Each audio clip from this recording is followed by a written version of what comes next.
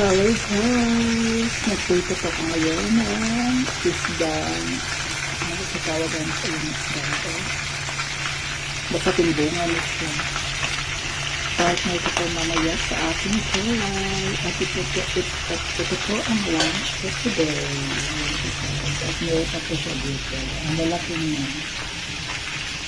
Masarap pa sinito kasi para siyang sardinas. Para siyang may sariling sinito sa katawan.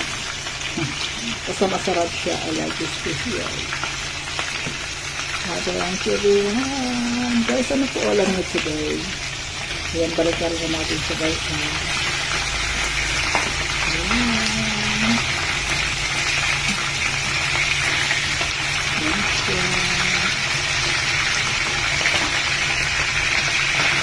Isa po sa pinaka-paborito kong isda. Ayan na siya. Have a lunch everyone. Bye bye guys.